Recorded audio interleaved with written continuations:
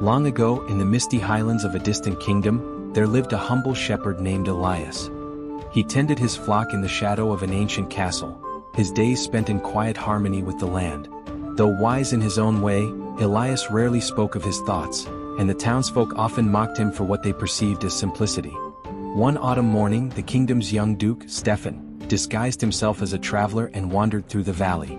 Spotting Elias with his flock, Stephen decided to test the shepherd's wit. "Good shepherd," the duke said, his fine boots crunching on the frost-kissed grass, "tell me what is more valuable, this glittering gold coin or a single grain of barley?" Elias looked up from his flock, his eyes steady as the mountains. "A grain of barley," he said simply. The duke raised an eyebrow, amused. "A bold claim, shepherd. Surely gold, which buys kings' favor and builds grand halls, is worth more than mere grain." Elias shrugged. "Grain feeds the body and gives life. Gold feeds only pride." The duke chuckled, tossing him a sack of barley. "You amuse me, shepherd. I shall return."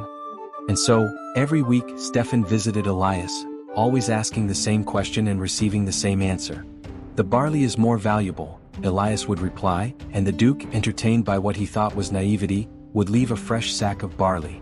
Years passed, and the duke ascended to rule the land. But a dark winter arrived, unlike any before.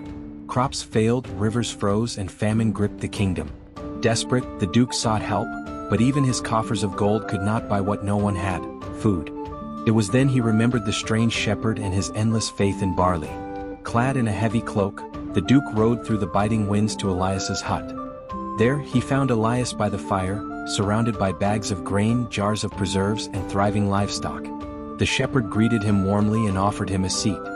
"How is it," the duke asked, his voice weary with hunger and regret, "that you, a simple shepherd, have flourished while my kingdom starves?"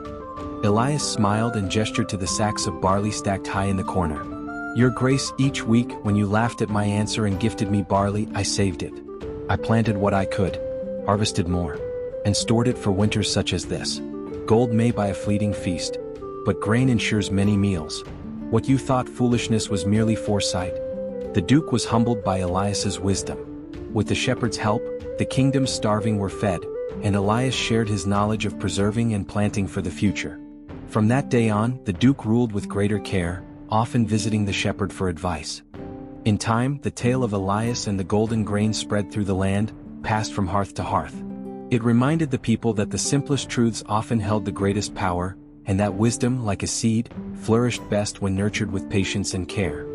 And so, the shepherd's name became legend, and the valley where he once tended his flock was known forever as the land of barley and gold. So what's the lesson here? It's pretty simple: don't get blinded by shiny stuff. Gold might look fancy, but it doesn't fill your stomach when times get tough. It's the practical, less glamorous things, like planning ahead, being patient, and staying consistent, that really matter. Also, don't worry about proving yourself to others. People might laugh at you or think you're foolish, but if you're doing what's right for you, their opinions don't even matter. Just like Elias, focus on your own path and let your results do the talking. Moral of the story? Play the long game. It's not about flashy wins or quick fixes. It's about building something solid for the future, one grain of barley at a time. So what's your barley? What's that thing you're quietly working on that's gonna pay off big later? Think about it. So, what did you think of Elias and his grain of barley? Pretty smart guy, right? Did you enjoy the story? Let me know your thoughts. I'd love to hear them.